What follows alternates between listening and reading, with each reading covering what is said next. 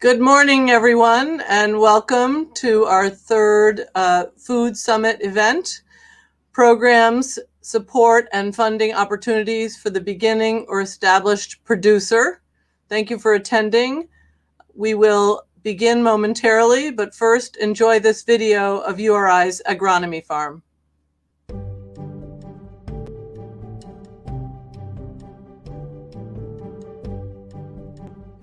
Farm is on the URI campus. URI was founded as a college of agriculture. The agricultural experiment station actually predates the university itself by 4 years, and we've always had farms on campus.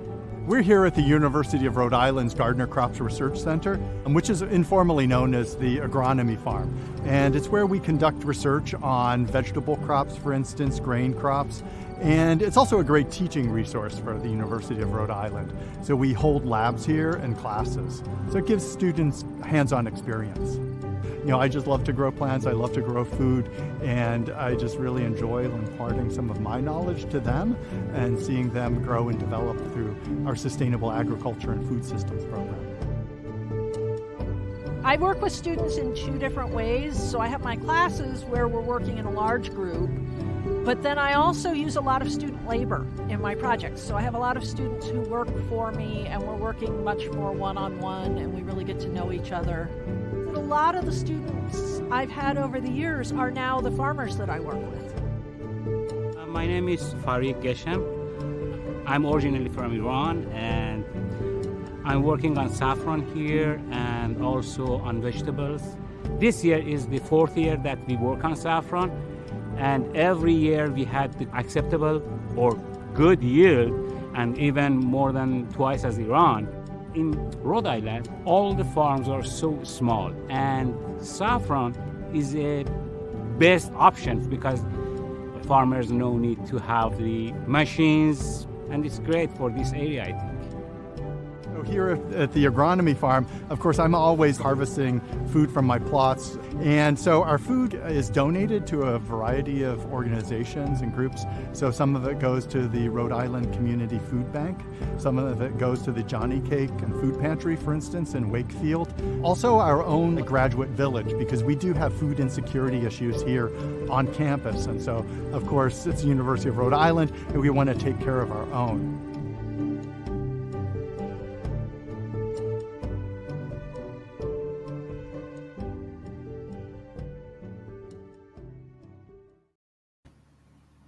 Good morning, everyone, and welcome.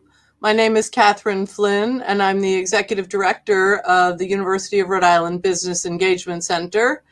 And today's event is entitled Programs, Support, and Funding Opportunities for the Beginning or Established Producer.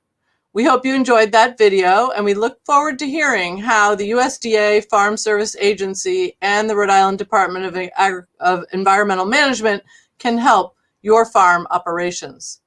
Today's event is the third installment in a series that builds on the discussions that took place at the 2021 Rhode Island Food System Summit back in January. We hope this event will help continue the conversation and help the community as we move toward greater food security for all Rhode Islanders. As I mentioned, at today's event, we have partnered with the USDA Farm Service Agency and the Rhode Island DEM, who has organized this event for you today. Today's speakers will walk individuals through the process of working with these agencies, including how to develop a solid farm business plan, which is integral requirement of their loan programs, and how to work with staff or allied agencies. To kick off this event, I would like to introduce Michael Sullivan. He will kick the event off for us today. He's a professor emeritus at the URI Department of Plant Sciences and Entomology. He has served both in the Rhode Island DEM and at the USDA Farm Service Agency. He will join by his colleagues today from both agencies. Welcome, Michael. Thank you, Catherine. It's a pleasure to be with you today and with the people online. With me, as you indicated, I have Ken Ayers, the Chief of Agriculture at Rhode Island DEM, and Matt Richter, who is the district director from Farm Services Agency. Matt, like many in the agency, carries multiple titles. He's also what I lovingly call the chief loan officer. So he has multiple duties. As you noted in your kind introduction, I'm a professor of emeritus, and I spent 40 plus years at the agronomy farm. And it's good to see these young colleagues continuing some of our efforts. Rhode Island's green industry is a multi-billion-dollar industry. The food industry component of that is several hundred million if you look at it along the scale. So today, again, we'll have Matt and Ken with us, and they'll speak in sequence with me, and we'll go from there. So Matt, if we'll start the slides, we'll roll along through here. We had a little fun with the tongue-in-cheek on this, saying, yes, we're really from the government and here to help you. What we're going to try and do is let you understand what the various agencies are and various programs and how you can access them and how you can benefit from them. Next.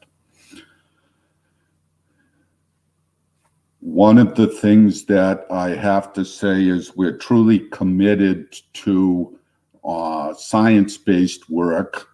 We are also not only concerned with the production of food, but we're concerned about how it's supplied, how it's distributed, and the security of folks who are less fortunate than certainly myself. We work directly with producers, processors, and then we have a broad set of partnerships that we think are integral to the success. Next, Matt. One of the things that people will note, particularly when working with USDA, is a lot of the paperwork is focused on, let's call it classic US agriculture, where their program might fit directly the upper left slide, which is, a 640-acre cornfield. When we have a hoop house or a cold frame with 7 different crops in it, we have our uniquenesses in equipment. Down the bottom, you have a standard wheat country tractor, and we have what's called an Alice G, which is circa 1952, but for Rhode Island farm is a very scalable and appropriate piece of equipment. Then we have common things like good structures to soil water erosion. We handle manure a little differently here in that it becomes an absolute, shall we say, asset for management of our soil conditions. Next, Matt. So what we quickly wanted to do, or what I quickly wanted to do, was talk about farm planning and how we set things in place, and how, whether you're coming to USDA or going to DEM, there are certain things you're going to need. And I consider this to be kind of the 5-legged stool of setting a good plan in place. Next, Matt. Starting with, what are the markets that you're looking at? I've spent about 15 months in China in the last decade, in China, Vietnam, others, where most any family there has somebody who carries the label farmer. And their role in that family unit is the family or personal food production. Here we think about farmers as providing something extramural to the family, where it's farm stands, markets, or even wholesale. And so when you come to us, having some clear definition of your market, what are you going to produce? Where do you hope to sell it? How do you help to sell it will be integral. Next one, Matt. One of the things we're truly blessed with here in Rhode Island is some phenomenal soils. If you look in and around the University of Rhode Island, we have a lot of what's called Bridgehampton Enfield soils. These are soils that we can grow anything and grow it in great quantity. But within a mile of campus, you also have farms with something like a Canton, Charlton type soil. Well, a good corn farmer on a Bridgehampton soil can expect to produce 30 to 32 tons of silage per acre per year. But on a Canton, Charlton, that same really good farmer can only produce 15 to 18 tons. So knowing those base resources and what are they capable of. Or are you going to grow things in a greenhouse or some kind of specialty system?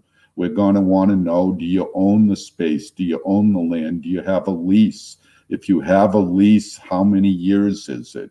If you come with a business plan that says it's just this year, you're going to have to look at how do you invest in that land or that production system a little differently. Next. And so we have simple label of capital. Is that cash or credit? Or is it a well-heeled benefactor? Do you have liquid assets or are they all tied up? Do you own equipment? Do you need to rent, borrow? What are your human capital? What are your personal skills as management? Do you know what you don't know? Are you aware of your deficiencies? Are you willing to learn? An important criteria is that honest self-evaluation of cash flow, equipment, and your own capacities. Next, Matt.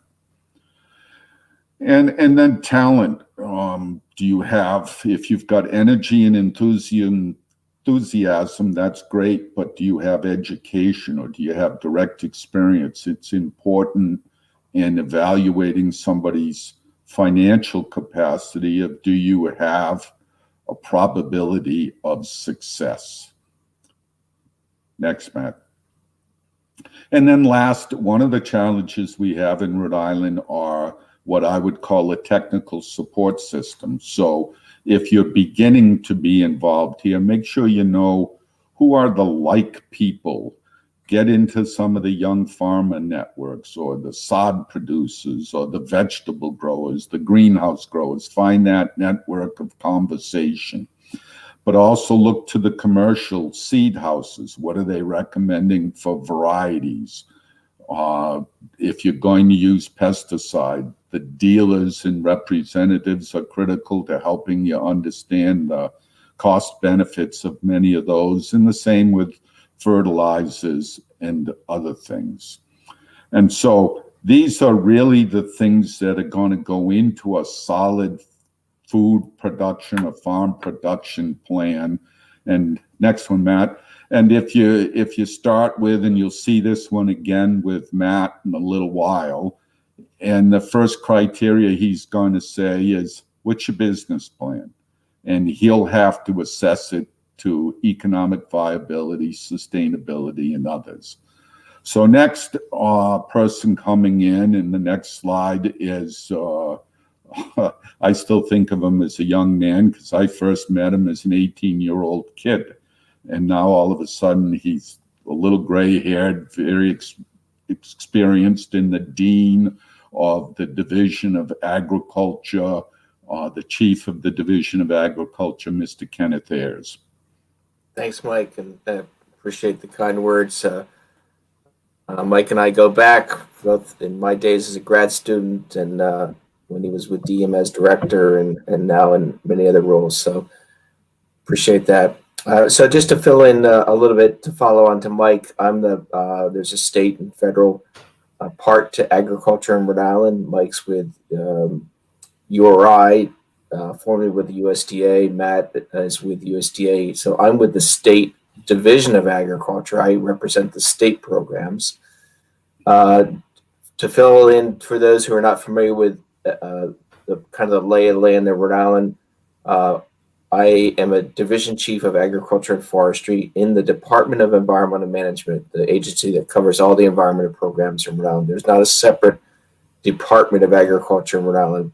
I have found in 30 plus years of working in this realm that that's an advantage, because when you think about the goal that we have of kind of a one-stop shopping for agriculture within the state, the fact that my colleagues are all in an agency that I can walk down the hall, talk to, work through issues on behalf of farmers is a clear advantage. I don't have to go to various departments often enough.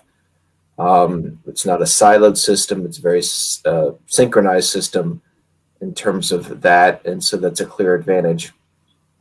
So I represent agriculture and forestry in that department. And we have a director, Janet Coy, who's very supportive as well. Agriculture in Rhode Island, there's a little bit over 1,000 farms, probably split about half and half between food and non-food. And we're nimble and an adaptable department and division. We make it a point to work very closely with our colleagues in other agencies, whether that be USDA or pretty close-knit ecosystem that includes organizations like Farm Fresh Rhode Island, Hope in Maine, Southside Community Land Trust. That's a clear advantage, I think, to the way that Rhode Island does its business. We're adaptable enough that we can respond pretty quickly to dynamics, and one of the biggest one that's in the past year has been COVID, which has influenced the way we all go about doing our business and has made us think going forward about what is a sustainable food system, one that clearly does not rely upon, or should not, the traditional food system that brings food across the country and often across the world to feed Rhode Island, and where we don't grow enough of our own food to have a resilient local food system. We need to rely less and less upon that long chain that brings food to us, and more upon our capacity to produce food regionally and in Rhode Island. And so we can adapt to those conditions and move our programs forward, working closely with people. And I think that's one advantage as well about being able to be in a small state that's nimble and adaptable. So that's our overall philosophy of trying to be responsive, and many things that we do are in direct response to the dynamics that occur. In Rhode Island, when we talk about food, we talk about the retail component being critically important, urban agriculture being important, indoor agriculture being increasingly important. A lot of our food is being grown under cover in controlled atmosphere situations, and more that will be the case. Our relationship to the water is really important. We have a really strong aquaculture component. Aquaculture is agriculture. Small farms. And that's not just to discount in any way the importance of our horticulture industry, which is critical, but this is a food system follow on. That's why we're focused on that. So go to the next slide. So we run, actually back up just a little bit. We run a lot of programs. Some of them are regulatory, some of them are not regulatory. But DEM tries to take the role of really being a one-stop shopper for farmers when it comes down to programs that the state is responsible for. You can go to my office, the Division of Agriculture, and spread out from there rather than have to hopefully fish for answers across various agencies. And I think uniquely, many of the regulatory programs that you might see in other agencies in other states, such as wetlands permitting or getting a burn permit or pesticides or animal health, have been moved to DEM over the years. It may not necessarily change the outcome, but it does cut down on the bureaucracy, and it does have people involved who are clearly trying to walk what is sometimes a pretty fine line between making sure that we maintain the standards and actually move things through the program, through the system quickly. I think we're very adept at that and good at it, but it does clearly provide an advantage to how things are being done in Rhode Island. These are just examples of some of the roles that we play. I won't get into the weeds of those various programs, but they're vast. I've got a small crew, but they cover a lot of ground, just as is true in every agency. in Rhode Island. So if you go to the next slide, please.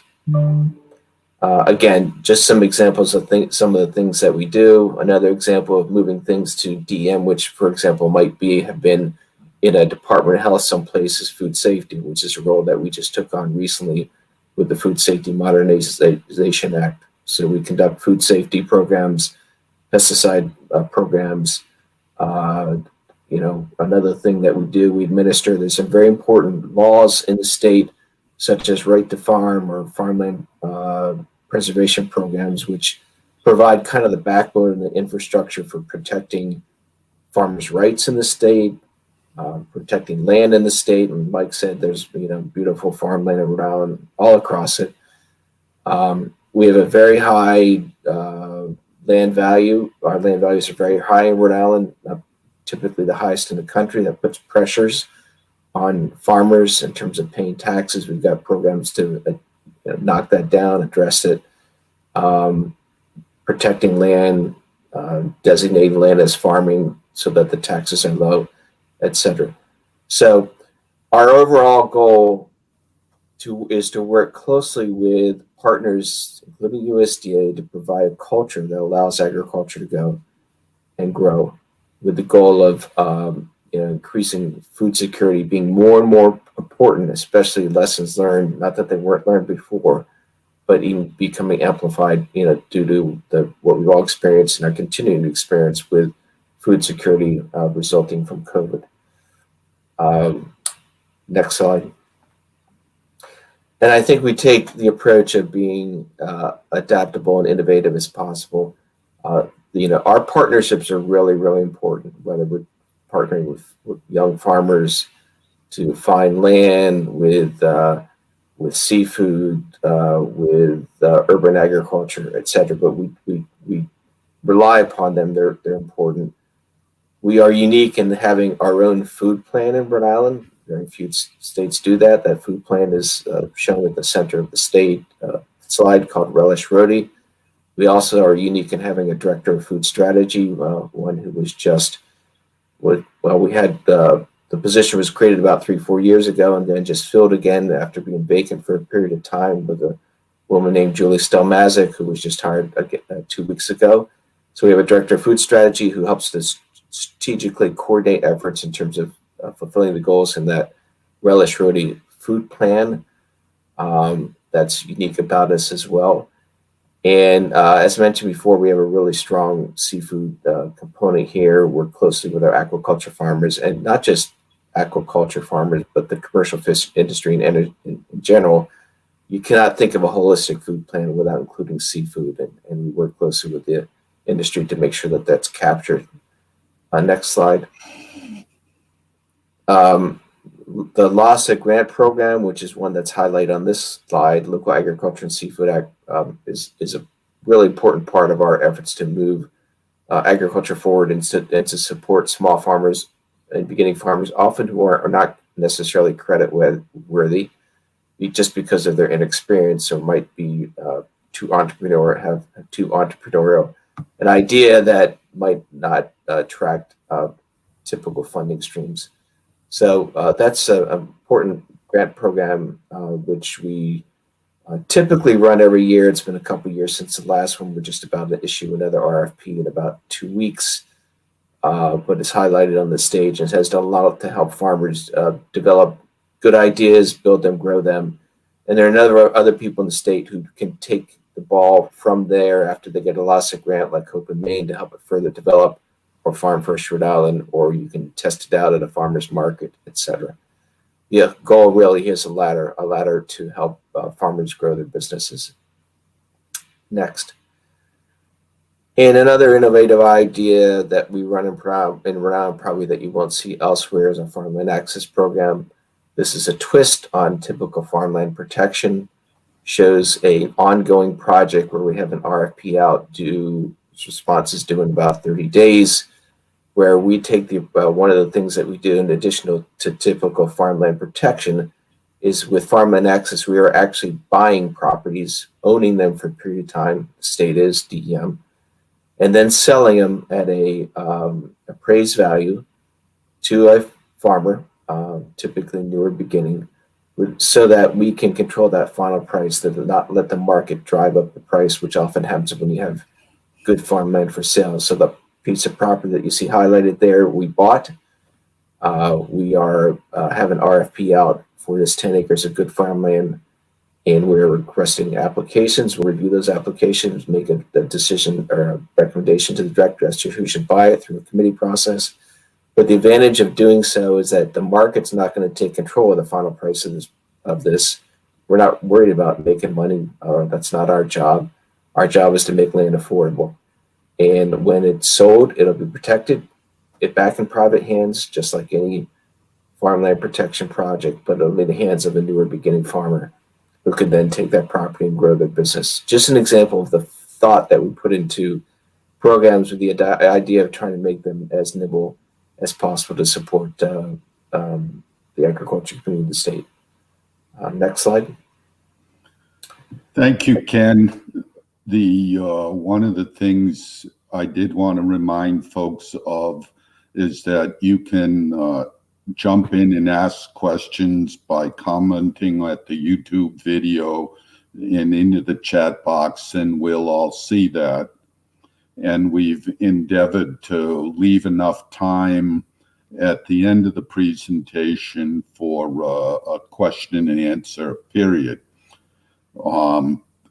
Where as a recovering academic, we've probably compressed 2 semesters of coursework into 70 minutes here, so feel free to ask your questions. Next presenter is Matt Richter, District Director, Chief Farm Loan Officer, and currently the Acting Executive Director as well. So Matthew, your part of the presentation, please. Thank you, Michael.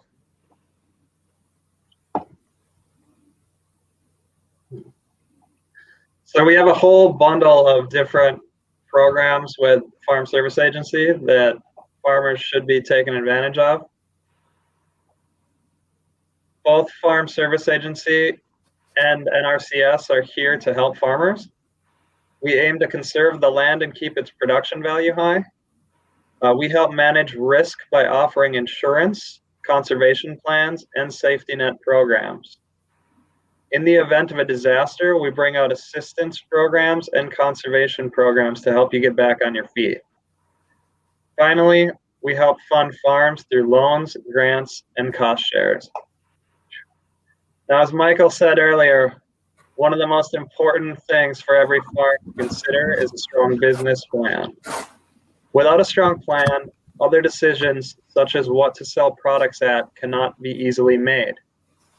A plan should be made considering all the expenses at the farm, with budgets on how much to spend on fertilizer, labor hired, etc. In this way, farmers have a budget to follow and know at what price point of sales the farm will break even, and then can make decisions accordingly. Without a plan, it is very easy to overspend on chemicals and price products too low, leading to a negative cash flow. Farming is a business. It doesn't matter how great your yields are if your farm has a consistently negative cash flow. While we are willing to help you build a plan, no one knows your operation like you. We won't go through a shoebox of receipts and build a plan for you. It's up to you to keep a quality record-keeping system.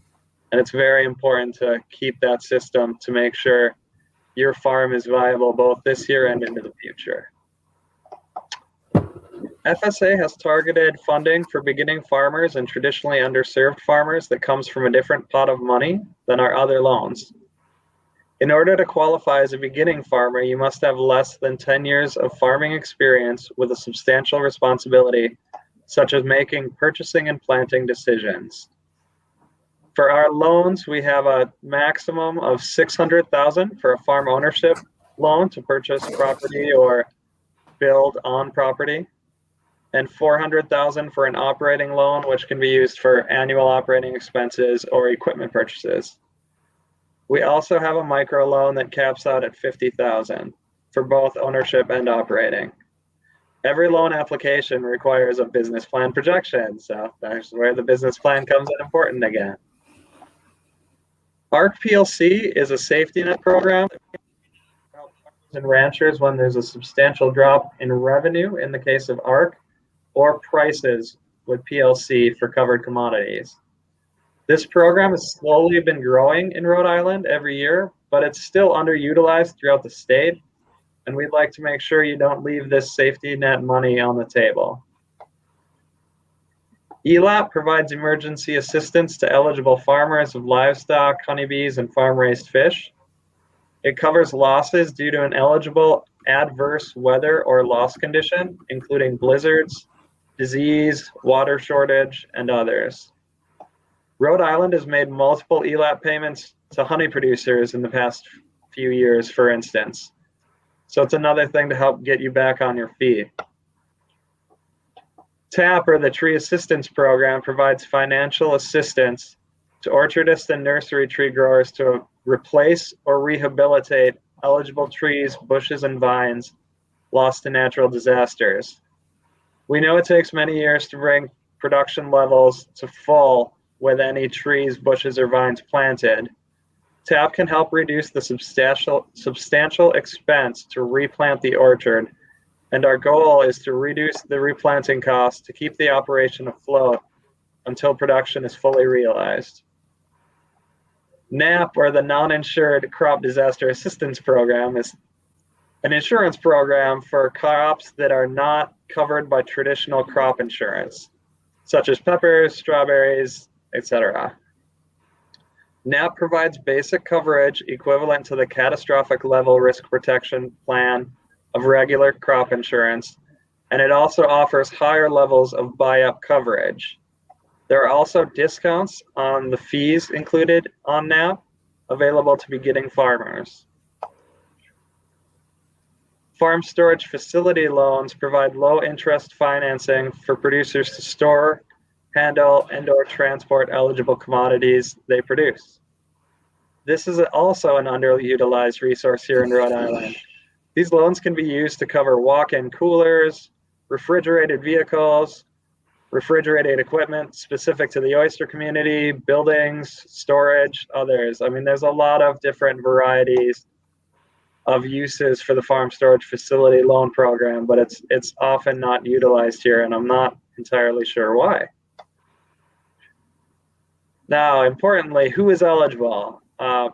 For most of our programs, payments made directly or indirectly to a person cannot exceed annual specified amounts depending on the program. For a lot of the safety net programs, it's around $125,000 a year.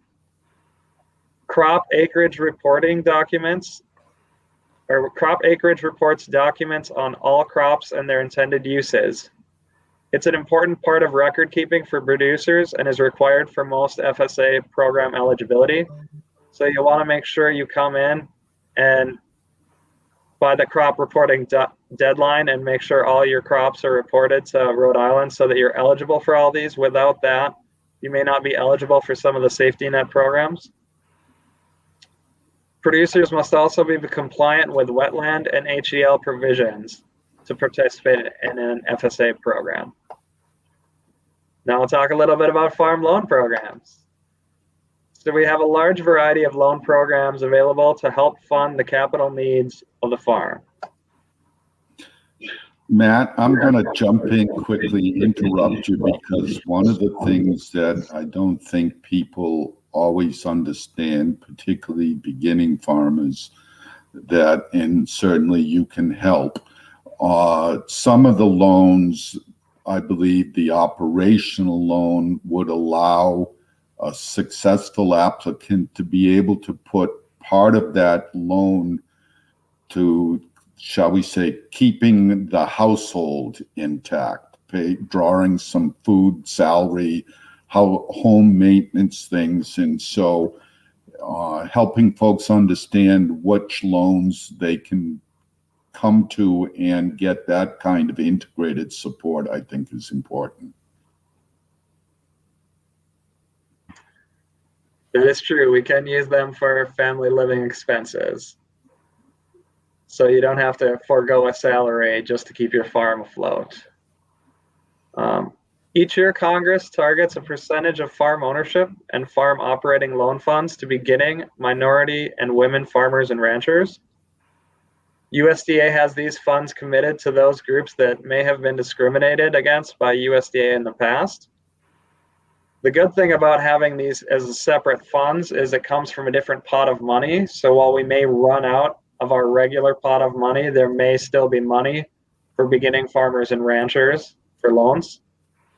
An emphasis is also placed on making loans to military veterans involved in production agriculture ventures.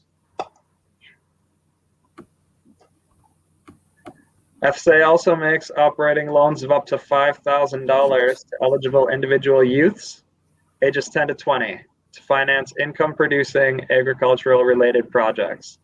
The loans can go for up to 7 years. The project must be modest in size, and it developed and carried out by youth participating in 4-H clubs, FFA, tribal youth organizations. We have one that has it through an agricultural affiliated school. A mentor from an agricultural group is required, and the signature of a parent or legal guardian to approve the venture. These loans can cover show cattle, hogs, and other livestock, a small nursery, a cut flower enterprise. I mean, there's many agricultural businesses and educational ventures that we can fund through this program. I've had one person who bought cattle and built up the herd. Every year she would sell a couple calves to make her loan payment, but would keep a couple as replacements as well, and managed to get her herd to about 30 cows, which she then sold for her freshman year of college to help out with tuition. Microloans provide access to credit and an alternative for smaller farming operations, like specialty crop producers and operators of CSAs, which we have a lot of here in Rhode Island. These smaller farms, including non-traditional farm operations, often face limited financing options due to the fact that they're just smaller in size, and banks like to have larger operations that have possibly more income coming out, so we can come in and fill that gap. And from there, I'll turn it over to Michael to talk about some conservation programs. Wearing multiple hats today. These particular programs are USDA programs, but administered largely through the Natural Resources Conservation Service. But virtually all of them have, as we've described before, some kind of collaborative effort. Also, a predicate condition for any producer or interested party in being involved in these is back to that: what's the farm plan? What's the ranch plan? What's the business plan? To determine whether you can gain access to the program, but also to what degree of support. And again, Rhode Island does things a little differently. Next slide, Matt. One of I think the most noteworthy projects that have occurred in recent years in Rhode Island led the nation in this activity, in that through NRCS and in cooperation with Farm Services Agency, but at least two separate divisions of DEM, both the ag component, because as Ken's indicated, aquaculture is agriculture, but also with the Marine Resources Group at DEM, the Water Quality Group at DEM. We started a pilot project a number of years ago where oyster producers working in collaboration with NRCS would create kind of MicroReefs, try to reestablish some of the critical habitat, bottom habitat for oysters through using old shells, whether oyster shells, clam shells from the harvesting houses, but to create little micro plots where the mature oysters, those oysters capable of reproducing, would be placed at a density with the hope that these micro reefs would begin to create wild populations again and reestablish oysters in Narragansett Bay or in the coastal salt ponds. Rhode Island in the turn of the 20th century was one of the leading areas for high quality oyster production. A lot of the old infrastructure you see in Providence along the along the waterfront are the remnants of old oyster shucking houses. And so this is a beginning effort. This year we committed to, I believe the final number was 24 different producers participating, and about $3 million of commitment over the next few years to establish or to try and reestablish some of this activity. And so we have a competent farmer, an environmental agency, DEM, working together to recreate habitat. And I can tell you one of the real fun things in recent years has been seeing some of these established in urban areas where kids understand or begin to understand where food can come from. Next slide, please. One of the important things that NRCS does, and again in collaboration with DEM and the university through its extension services, the whole idea of how do you take care of that base production? Again, back to that 5-pod thing I showed. What's the resource that you have?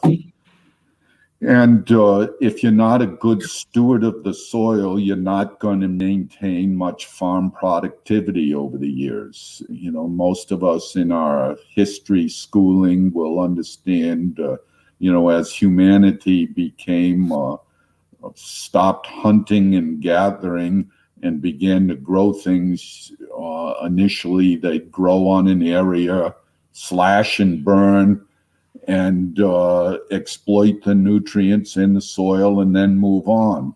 Well, we're no longer able to move on. And we're not making a whole lot more soil.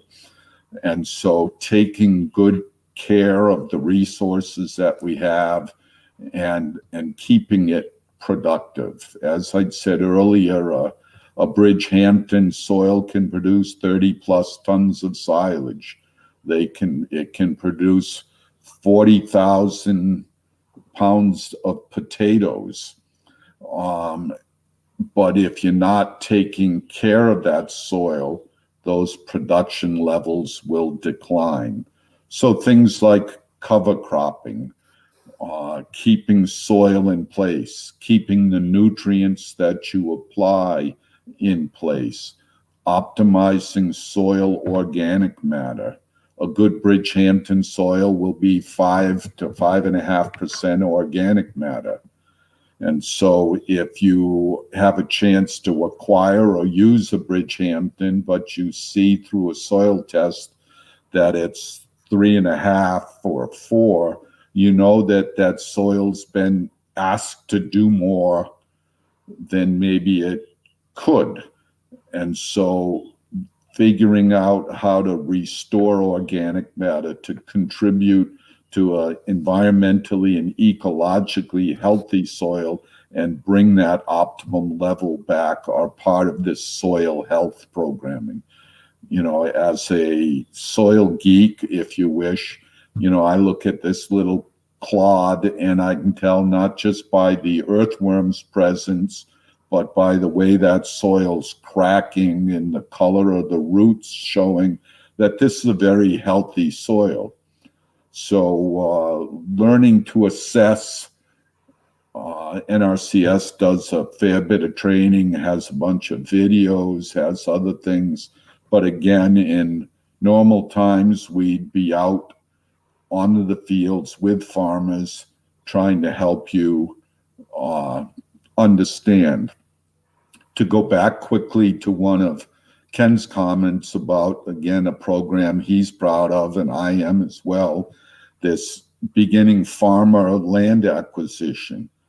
I've been asked as the, well, still professor emeritus or retired, probably been on that property a half a dozen times with people who reached out and said, what can you tell me? What I'm looking at this or that. Are there other things maybe I could look at?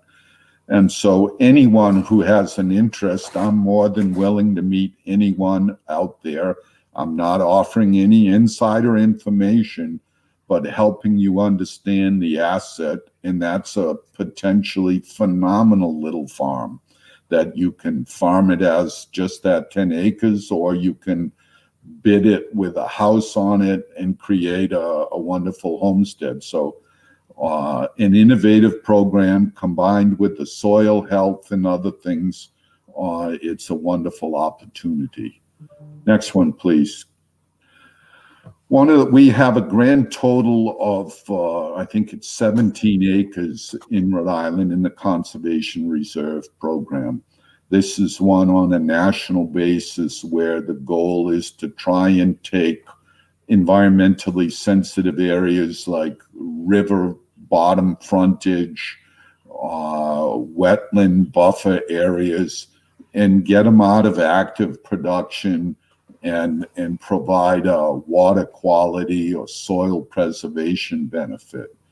In Rhode Island, I think there's a lot of room for people who have larger land holdings where the land is transitioning back to forest as it will, but working with growers who might begin to actively farm some of that land. You might also include a component of it in NRCS's Conservation Reserve Program.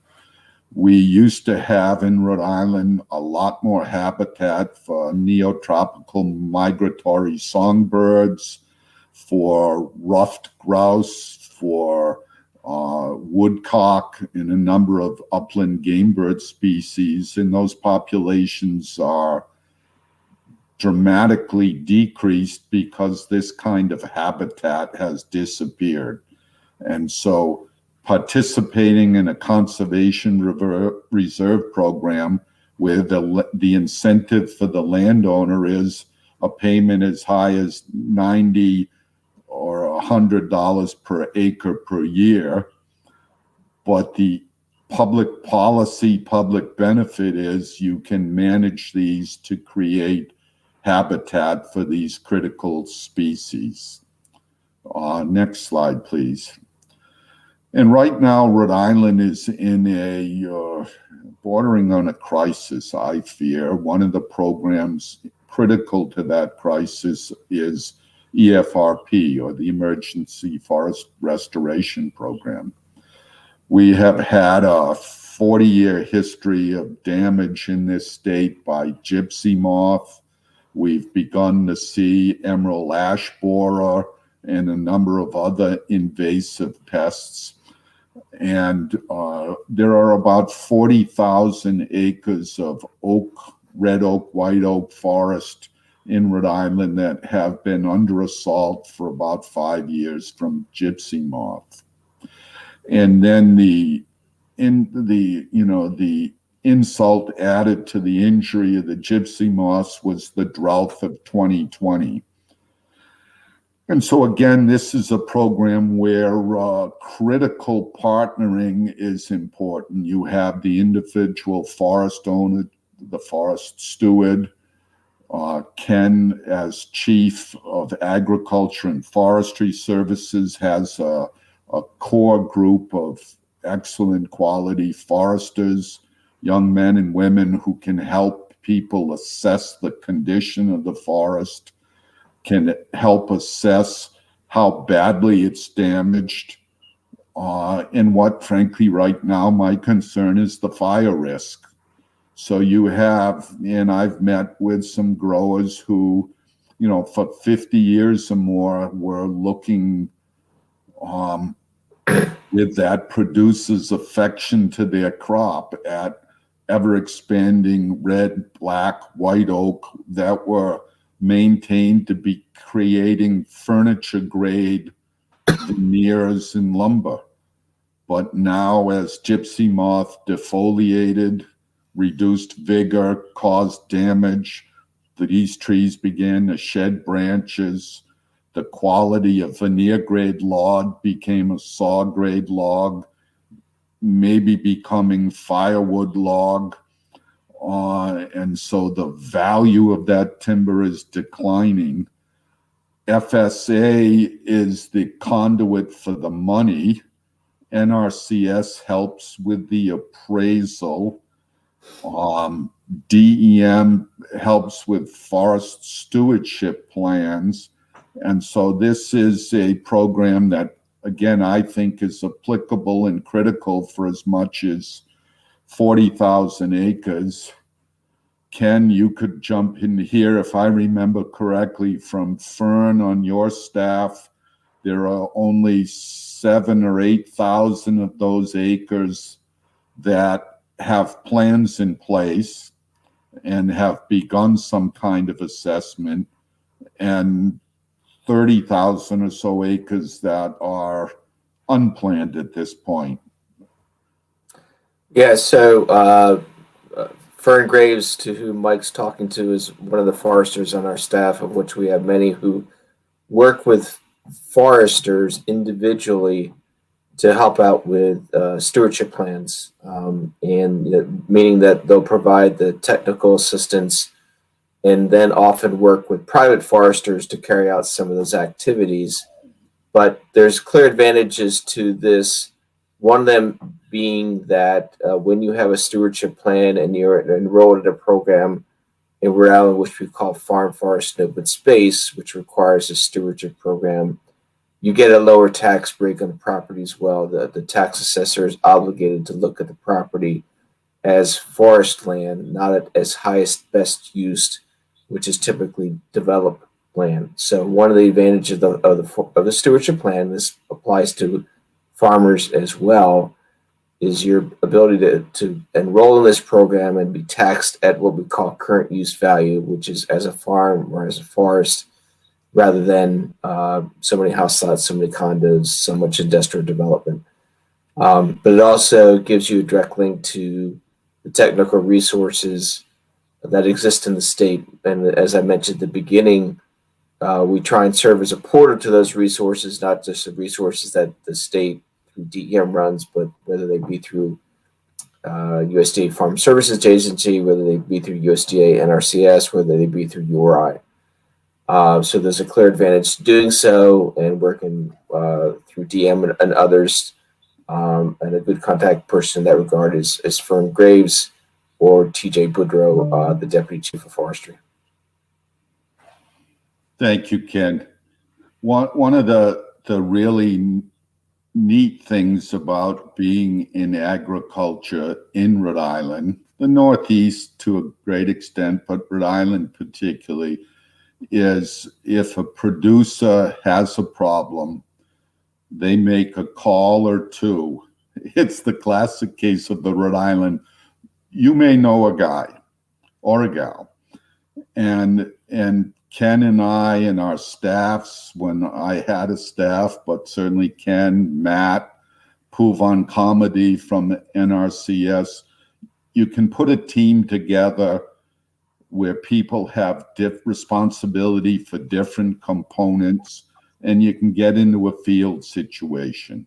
Even in today's COVID world, 6 feet apart, masked, and into a field so you have a commonplace conversation about what's the problem, and you divide and conquer. Maybe we need some emergency funds from Matt to help with cash flow for the farm. Maybe you need a permit from Ag Division.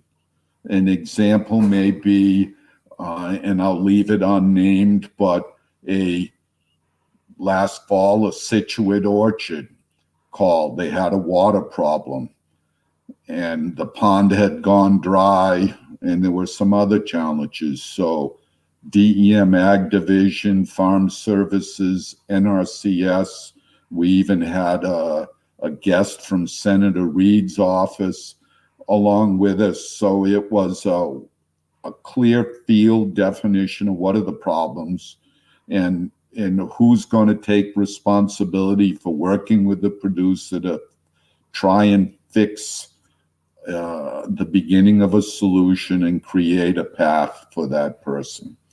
And tremendously satisfying in Rhode Island to have, again, as Ken expressed, and I tried to, and I think Matt, as a relative, knew, we have the ability to put critical people together with a producer.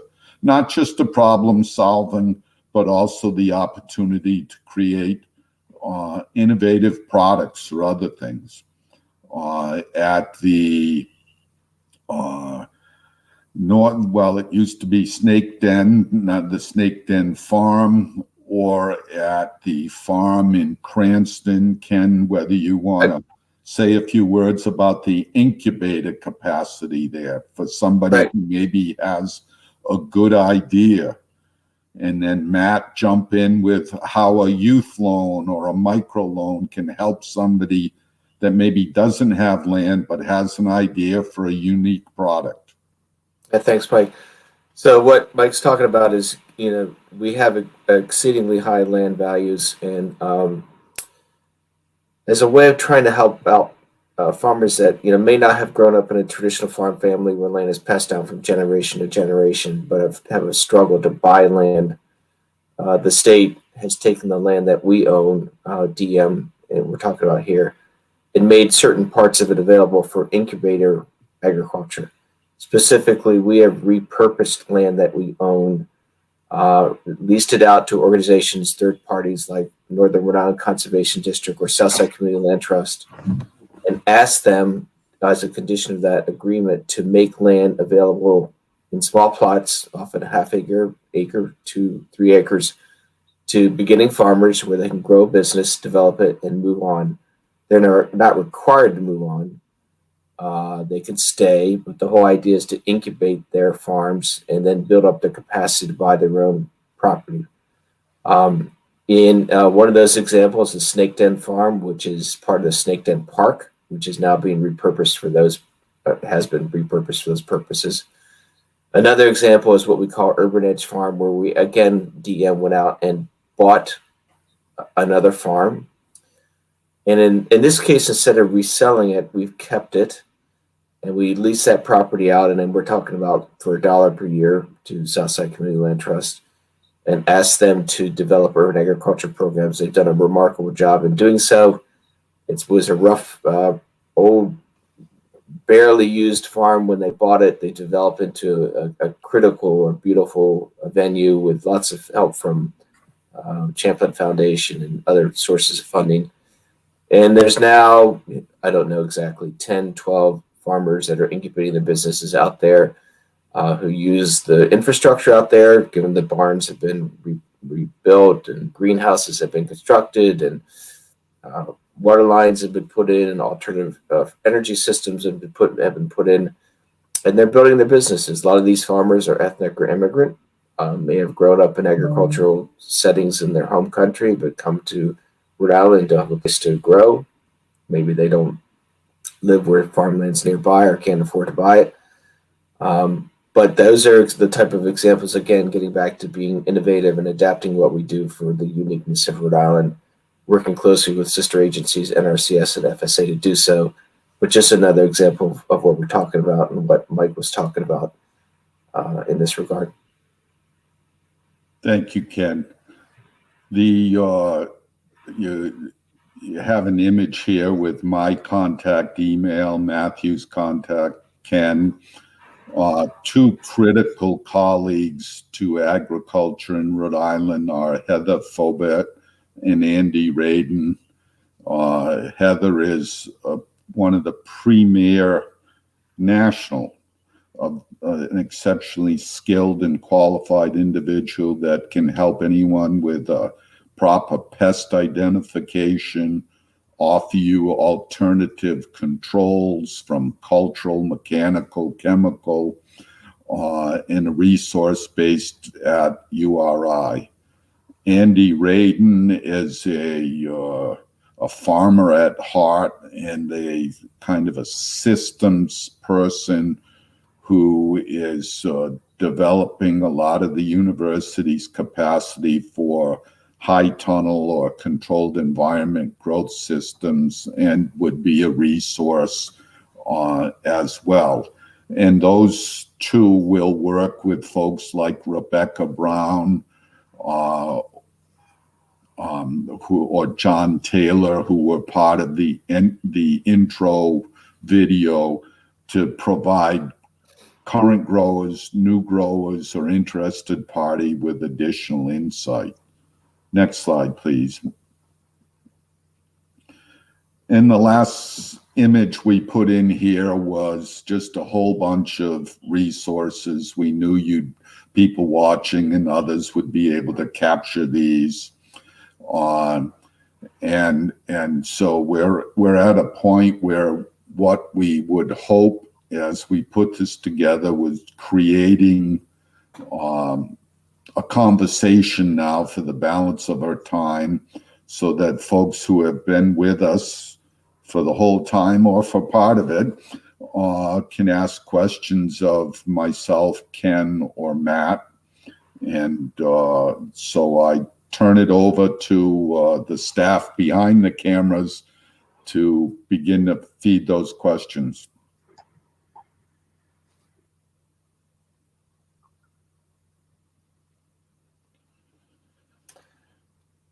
Ken, you want to handle that first? Yeah, I'm not trying to get the gist of the question. I guess if the question is contacts, best is Ananda Fraser of my staff, who handles the two grant programs that I mentioned, being the Specialty Crop Block Grant Program and the Local Agriculture and Seafood Agro Program. So Ananda Fraser, and you can go to the DM website to get the specific phone numbers or email contacts there. But I would go through Ananda, who would be the best portal for those two grant programs. Yeah, a little quick follow-up on that. Something like the SARA program, Sustainable Ag Research Education, is currently soliciting grants which have producer grants, but also may have partnership grants. And so there's an option A, option B, and anyone, certainly the questioner, if you had a commodity specific question, shoot an email to Ken, myself, and we might be able to direct you to a faculty member with an interest in that area.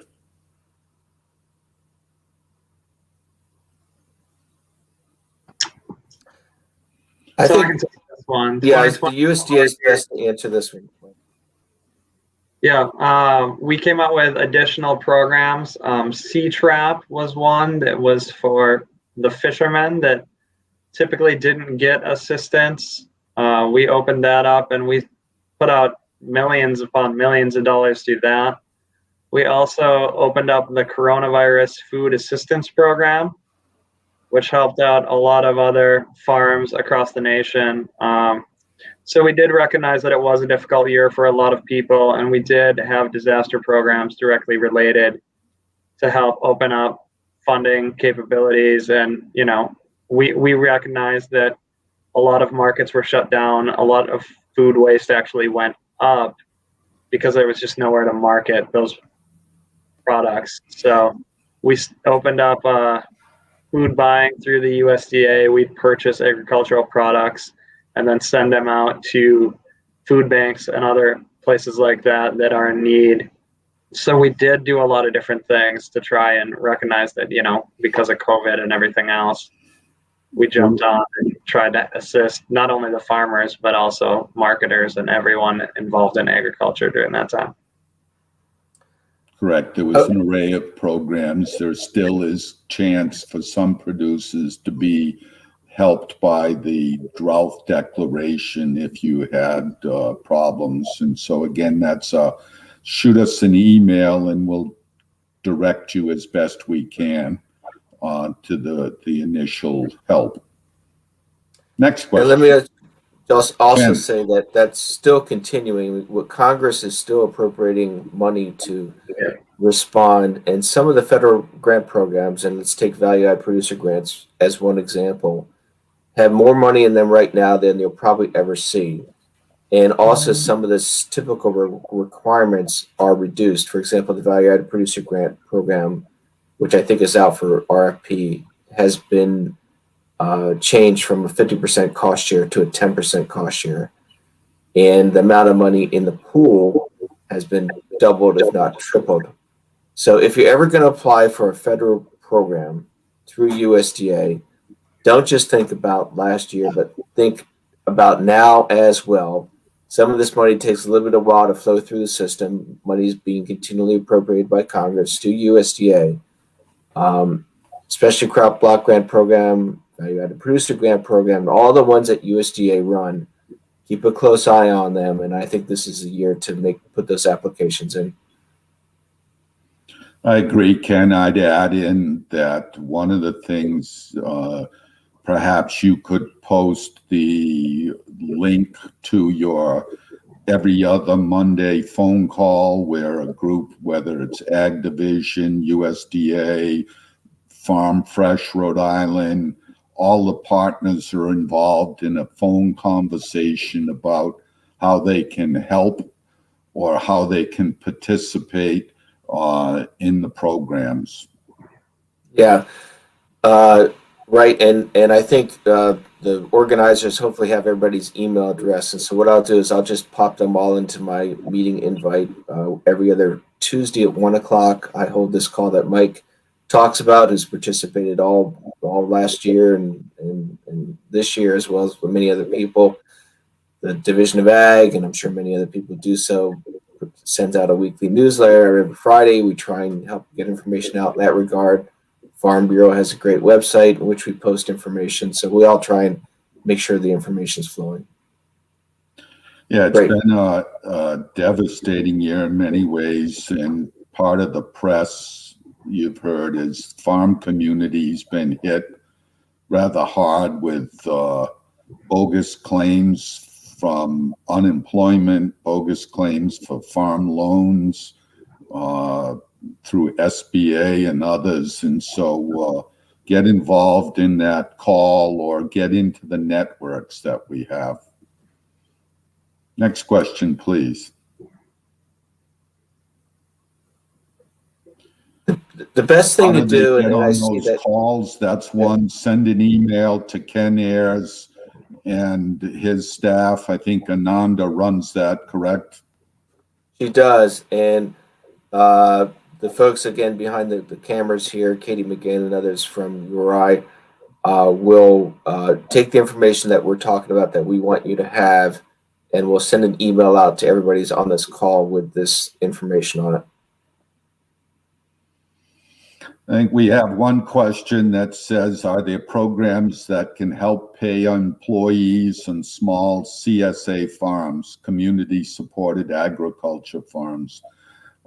If it's a new operation, I don't believe that there are, but if you have a history and a plan, then I think there is some capacity both through SBA, but possibly through FSA. Matt, do you have a thought there?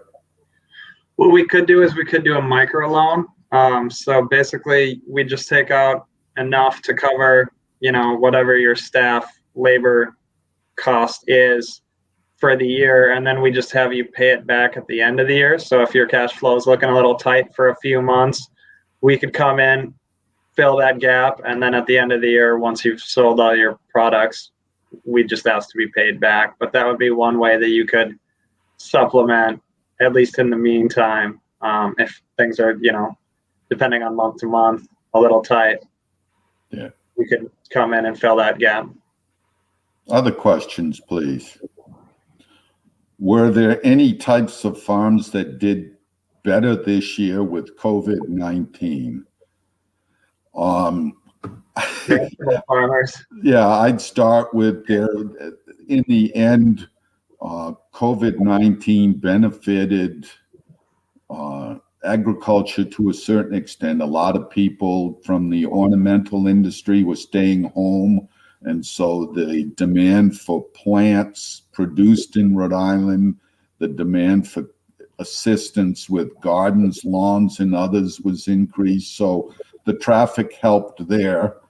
It was a challenge initially in that under the first executive orders closing, the local garden centers were closed, but the big box stores still were open.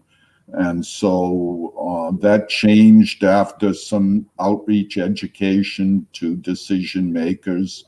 And I think most every aspect of agriculture in Rhode Island benefited in the end because it strengthened the demand for local materials. And that's a good thing in my view. Yeah, I will add that an interesting phenomenon, which, silver lining to a challenging situation, is that there was so much interest in local food. Many people didn't want to shop in congregate shopping environments, didn't want to go to a supermarket, wanted direct access to their local farm, seafood, or to buy their vegetable starts at the greenhouse.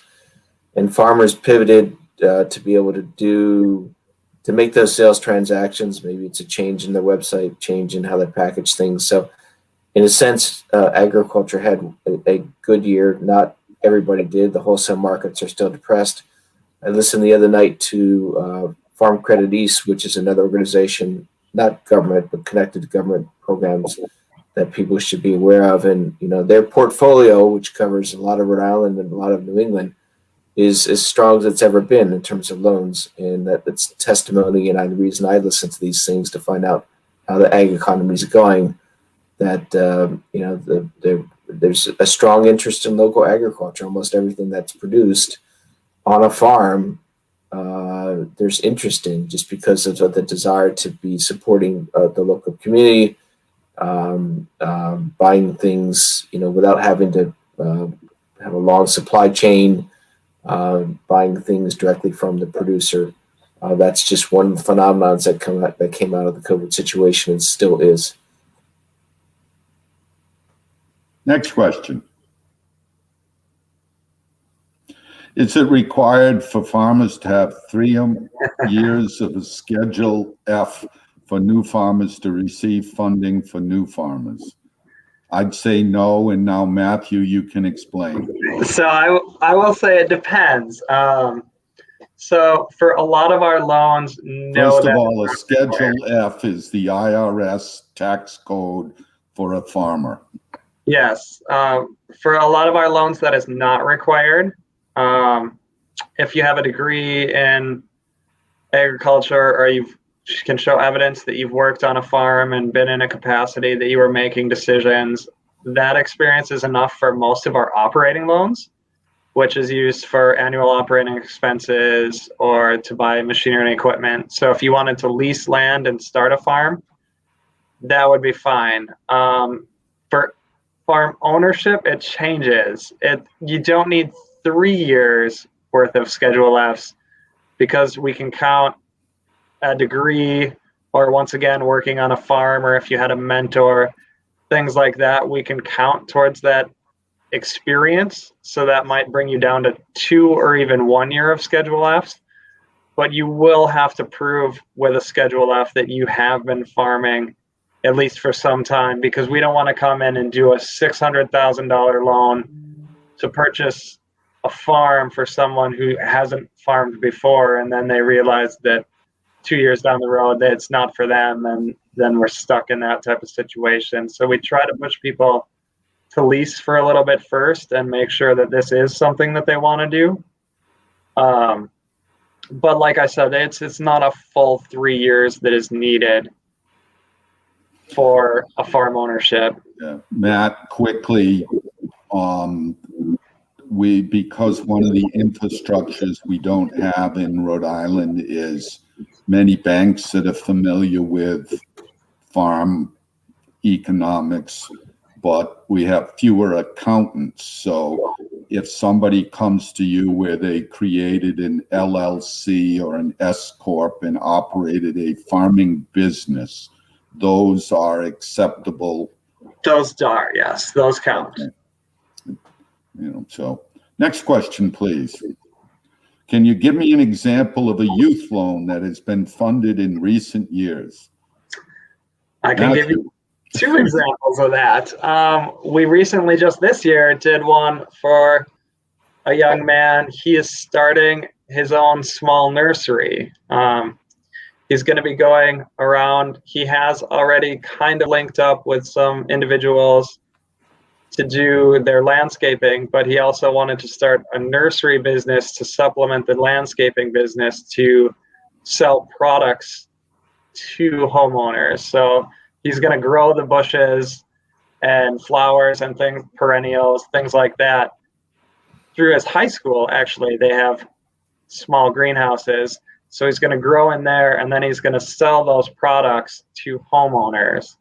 There is another young lady recently who has a cut flowers business. So she got a loan from us to plant a bunch of flowers, and then she is cutting them and making, bouquets, things like that, and selling them to people. So she's doing a flower-supported agriculture, right? You can buy a bouquet a week. Yep. So yeah. I mean, there's a lot of opportunities. It's not like you have to just get a cow or whatever. There's a lot of opportunities there. That's one where the youth loans, I think, is a remarkable growth opportunity for FSA and for younger people. It's capped at 5,000, but the little niche business, whether it's linked to our tourist season where you can deliver microgreens, fresh vegetables, some flowers, people will pay a premium at those farmers markets at the DEM campground, at Fisherman's Memorial and others. So there's some great opportunities. Next question. I've been trying to find land in Little Compton to start a seasonal cut flower and vegetable garden. Is there a partner or group I might reach out to for assistance? Ken, you know some of the land trust folks down there. Could you comment? Sure. Almost every community in Rhode Island has a land trust. There are over 30.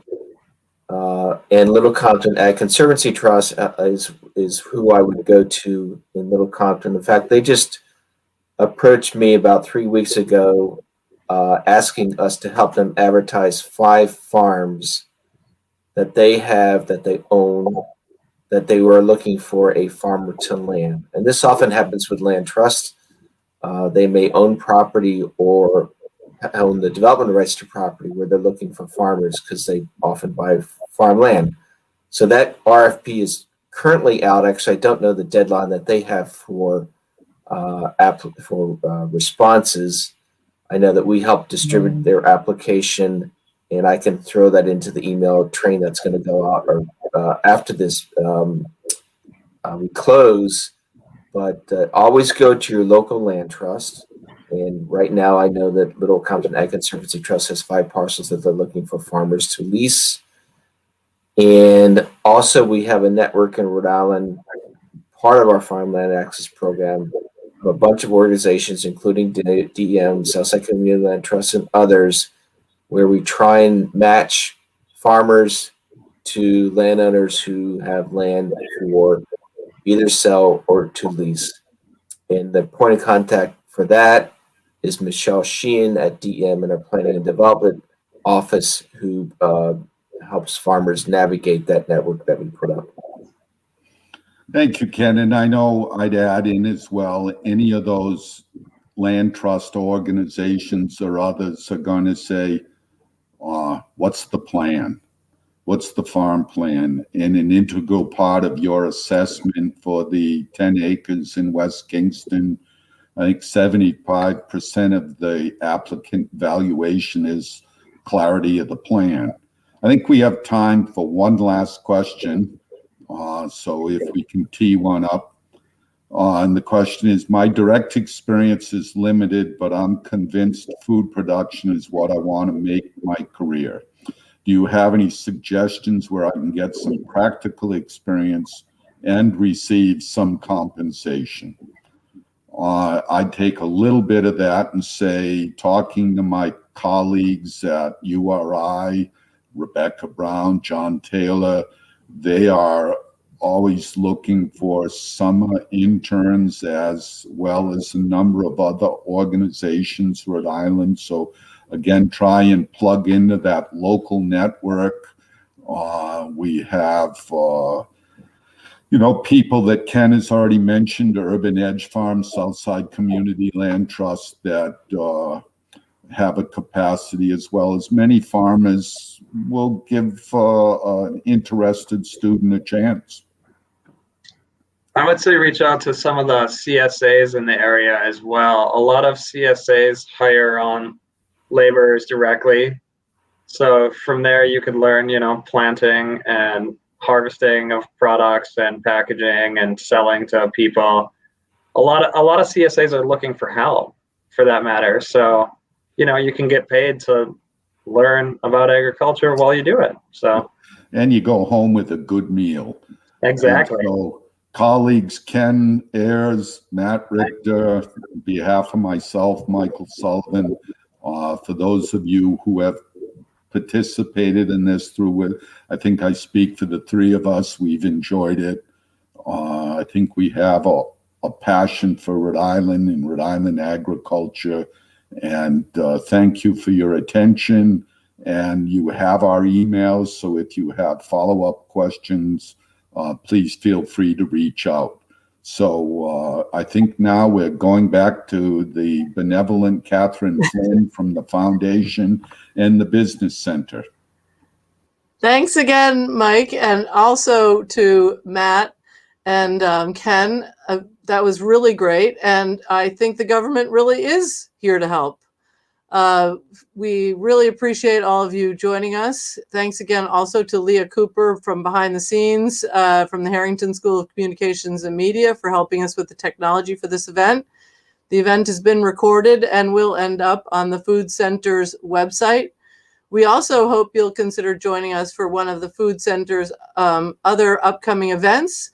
We will be announcing more events soon, including an event with the URI Master Gardener Program in May.